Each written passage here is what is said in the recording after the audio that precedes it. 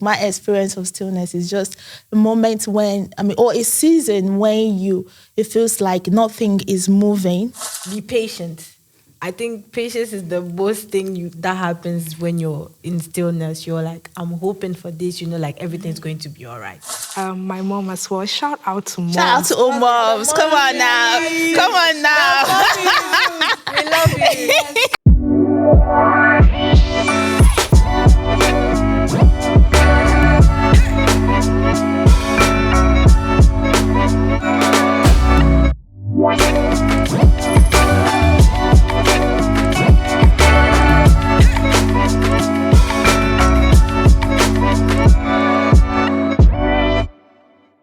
Hello everyone, I hope you're doing well. My name is Jane and welcome to In Grace and Stillness podcast. Over the next few episodes, we're going to be talking about topics from this book, In Grace and Stillness, written by myself. And today, I'm so excited and happy to have my sisters and friends here today. And we're going to be talking about a theme that many of us can relate to. What do we do when life moves so fast? I hope that as you listen and watch this podcast, you will give yourself permission to breathe, reflect, and know that you are not alone. So, Grace, welcome to the podcast. How are you doing? I'm doing good. Doing good. Good. And Telma, welcome. How are you doing? I'm doing great. I'm ready to join Grace's energy. See, they've come with all the energy, which is a big contrast to what we're talking about today. But we'll flow with it. Yeah, So, Grace, when you hear the word stillness, what does it mean to you? To me, it means when things don't move again, like a stumbling block. You're trying to go forward. You're trying to go ahead with things like your normal life, your career, but you're trying to move, but like you're doing 15 steps backwards. You're fighting to go forward. It's like, I'm fighting, I can't, I'm not doing it. And it's just a whole When lot. you feel like stuck. Like Yes. no movement. Yes. And Telma? As for me, I would say when I think of stillness, what comes to mind is being calm, is that quietness, that solace that comes with it. But what you have in mind is very different from reality. Because in my mind, I know it's time for me to be quiet, time for me to, to just enjoy that peace. However, when it comes to reality, it's more of, I'm wasting my time. While I'm sitting here just lying down, there are so many things I could do. People are busy, they're working, and I'm doing nothing. And it brings that sense of guilt, like, what if being still makes me to be behind others? Yeah. What if being still makes everyone go ahead and I'm left behind alone? I think Telma is going a bit ahead of us here. Speaking of ahead, because we're going there, we're getting there. So hold on a little bit for us. So yeah. But what do you think as well of what is stillness? Stillness for me, I think you've all covered it, but I think for me is, based on what I wrote in that book, my experience of stillness is just a moment when, or a season when it feels like nothing is moving. It appears that way and it looks that way, that nothing is moving. And just like Grace said, being stuck. And a typical example would be maybe in a season where you're looking for jobs and it seems like there's no job, or you're just not going forward with the application. And yeah, I think that's what stillness is for me. So, we've mentioned all of this now, and you've mentioned about, going backwards. So how do you, navigate a moment of stillness? I think with everybody, it's a bit practical. But for me, I would isolate. Or how would people say, like bears do, hibernate, listen to music or journal, write like what I'm feeling. Be patient. I think patience is the most thing that happens when you're in stillness. You're like, I'm hoping for this, like everything's going to be all right. So I'm just journaling and I'm like, I hope this gets better. Well, that thing, patience, is what many of us tend to struggle with, especially in a moment of stillness. Even when we're being busy, we still, to be patient is even a big deal, let alone when you're being still. It's like, how long do I have to wait for? Yes. So what do you feel about that? As for me, it was something that just suddenly happened to me. I was so used to being busy, especially as an immigrant, having to work, come here for uni. Then immediately I got a job. I was like, you got to keep working. You need to keep that hustle to make everyone back home proud, because you need to keep up. And in that moment, as I kept going, I was saying, life is lifing. It is going very well. Suddenly, life came to a standstill. I fell sick. I couldn't move. I couldn't go anywhere. I needed help from my brother to do even the most little thing. And in that moment of that stillness, it was so hard for me to navigate it. But what I didn't know is that I needed it. It felt like torture, but I needed it. Because in that moment, there was a time I sat still, and a song was playing in the background. I don't even know the song. It says, "All my life you have been faithful." I was just sat there. I wasn't really listening. As I sat, I burst out in tears. And I was just crying. I was like, what's going on? But that moment of stillness helped me to realize the amount of emotion I was keeping inside of me. Because when you're so busy, you don't have time to analyze your emotions. There was a lot I was carrying, but the busyness veiled my eyes. It covered me. I didn't know. But it helped me to analyze. I said, okay, I'm actually really missing my family back home.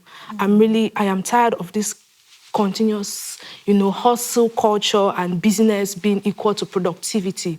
But it's time to give ourselves grace. And from that, I've learned to it brought the awareness that I need rest. Okay, you're hustling the whole week. Next time you need to rest. Yeah. Yeah, I think it's very interesting what you said there, because stillness, even based on what I wrote in this book, can sometimes, a lot of the time, especially the way she just said it, that it just came abruptly. It was not planned.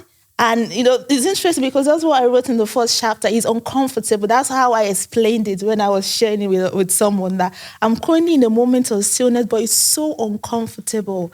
And, but you see what, just like the way she's mentioned it, you're able to, there was a bit of clarity during that process. You begin to realize some things and all of that. And thank you so much, because a lot of the time, that is what many of us, when we come to that point where we say, for example, you're looking for a job and you're not finding it, maybe sometimes all you just need there is, maybe I'm applying for the wrong job. You may just have a moment of stillness and think to yourself, am I even applying to the right place?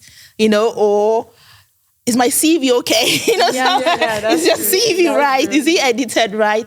And all of that. So yes, I think culture has a lot to do with that. And it makes me actually want to ask that, how has culture affected this being still and having time to slow down and just being always busy? How does culture affect it in your own experience? Maybe Grace? I think in my own experience, it's like moving from the UK, because there are two different cultures. And I realized that the culture here is the first person to be there is the first person to be served. And if you don't act fast, you're behind. And it always happens like when you feel like you have that opportunity, but you can't. And next thing you're like, what are they doing that I'm doing wrong? So it was the same with it. And popular example would be housing. If you don't find the right place at the right time, you would think like you're missing something good. But sometimes it's when you're in that wrong place, something good just comes, but there will be always something that is wrong. And with different societies, I think, around the world, they just tell you, like, just be strong. You have to be strong. Regardless of everything, just be strong. Just hope. Just see, like, tomorrow is going to be fine. You wake up, it's going to be fine. But independent woman. A dependent woman culture, like, I don't need help. And I think pride as well. Pride has come to a point that even when you're in that moment of stillness and you have people to come across for help, your pride will be like, no, I've always done this by myself. Let me do it. But the time you're thinking, you're entering a burnout. Yes. And when you're in that stage, you can't do actually anything. It's like it's one man from themselves. So it's actually pushes. Actually, you mentioned something about, when you're in the moment of stillness and about mentioning or going to someone or speaking to someone. So if you were to advise someone right now in a moment of stillness, who do you go to? What would be your first contact, or who would you reach out to? That's true. I think I would go to my mom. Okay. Why? Because, well, they know more than what I can see. She has probably more experience, and she will tell me how to maneuver around it so that that stillness can either be shortened or be worn off. She would say, don't panic. You got this. Just try doing this solution and try to cover it in a type of way. Like by the end, you realize the whole thing, you're actually out of the stillness. So a parent or probably a spiritual father or sister would work. How about you, Telma? I have two people I could go to. So my mom as well. Shout out to mom. Shout out to all moms. Come on now. Come on now. We love you. Because my mom always, there's a saying my mom always used to say, especially to me, was that all work without play makes Jack a dull boy. And she said it especially to me because I always felt the need to do better, especially in studies. I wanted to be among the first. And she was like, you don't need to be. As long as it's fine, you have to rest. And she always brings that stillness. The second person, I would say, my brother. He is such a chill and nonchalant person, I would say. Brothers are very like this. Yeah, so especially when, a lot of times when I panic, because my brother, when I call him, he said what's going on. Because he brings about that stillness in me. So I'll go to him. So I feel like if you need to go to someone that you know you can trust. Familiar. So, yeah, someone that is familiar, someone you know that have experienced a lot of things in life. And as Grace said, maybe a spiritual father or someone that you know is there for you, who can listen and give advice. And I love Jane as well. I call her especially when I panic sometimes. And she will talk to me and she will pray with me and she'll give me advice. True. Yes, she's... Like, if you have problems, contact Mama Jane. She will tell you everything. You guys need to drop her number. Okay. So where would you go when you're in that moment? When I'll go to God. I have to be honest. At first, I'll go to God because based on my experience, I've known that when a moment of stillness comes or when I begin to see a moment nothing is happening, then to be honest, if you read my book, you will realize that even before it comes into full effect, I always sense it. So I'm beginning to, there's always something I will notice. I will sense it that, okay, what's happening here? And a lot of that, I don't know what's going to happen, but I have a sense, and then I'll go to God that, okay, what's happening? What's going on? And, a lot of the time, he gave me a little hint. I remember one time, just before I was about to fall sick in a moment of stillness, before, like a week or so before then, God told me, I am pulling you out. That's what I heard. Randomly, I was just doing something, and I just said, I'm pulling you out. And because from my previous experience, I knew that, okay, something is about to happen. But I don't know what it was. But I said, God, what is this? But okay, whatever it may be. And it happened, I mean, for me, at that point, it was, yes, I got ill, but there were so many things that have surrounded that illness that came to light for me. And so sometimes, I think what I'm trying to say from this is that sometimes it may not be a good thing as such, especially in a moment of stillness when it's not always comfortable. I mean, you can liken a moment of stillness of when you're sick, like in my case, or when the first thing you're trying to get through to something and it's not working, or there's probably a situation around maybe your marriage or your children. Many things are just when things are not moving and it's really hard to just know where to go. So for me, like I said earlier, I go to God. And then secondly, yes, I will go to my mom. Shout out to mom. I would speak to her about, because obviously, like you said, they've all been there before and they know. But usually, most cases, I go to God and God will literally tell me what to do, what steps to take and things like that. But yeah, it's been lovely having this conversation with you guys. Thank you so much. I hope with this little conversation that we've had today, you've been able to pick up one or two lessons. And I'll just leave you with a journal prompt, a reflection from the book. Now, we've tried to cover at least this topic, this chapter 1 of this book, which is "This is Uncomfortable."